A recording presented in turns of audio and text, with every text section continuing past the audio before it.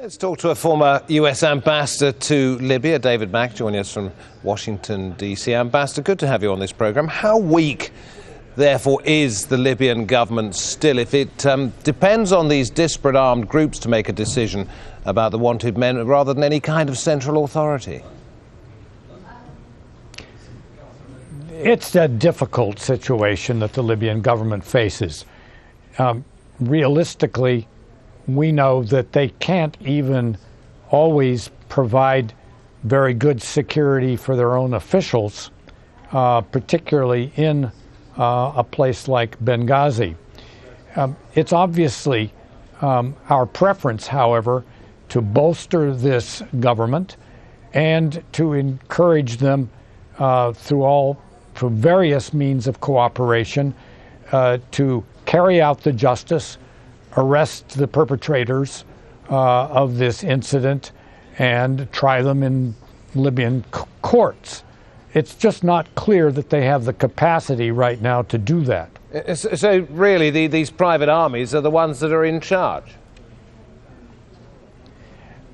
I would say it's a situation of turmoil in which various groups are contesting for power. All the evidence that we have seen is that the great majority of the people of Benghazi would much prefer to have the government in charge than to be under control of various competing militias. On the other hand, it's been a short period of time relatively that the old regime has been overthrown. The government faces some serious constraints in maintaining order in Benghazi, which is effectively Libya's second capital.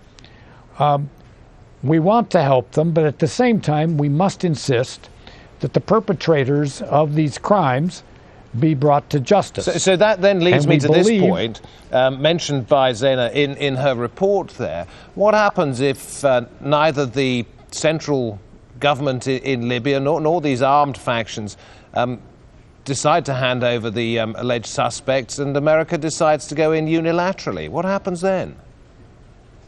Well, you know, it's way too premature to talk about going in unilaterally. We have finally confirmed a new U.S. ambassador to Libya to replace the murdered Chris Stevens. Deborah Jones, the new U.S. ambassador, was confirmed yesterday. In her hearing before the Congress, she faced a lot of pressure to take steps to see that the murderers are brought to justice. And that's also very much the desire of the Obama administration. Both the president and the Attorney General, our top justice official, have spoken recently about this. Ambassador Jones will be going over there. She'll be meeting with the top officials in the Libyan government to see if we cannot provide them with intelligence and other measures to enable them to carry out justice. But still a massive amount of sensitivity where you are over the fact that the State Department failed to identify the reasons why this attack took place and also to provide reasonable security for those people there. There is indeed. I think the administration is basically trying to reestablish its credibility with certainly leading members of the Republican Party who've been quite critical of the way this was handled.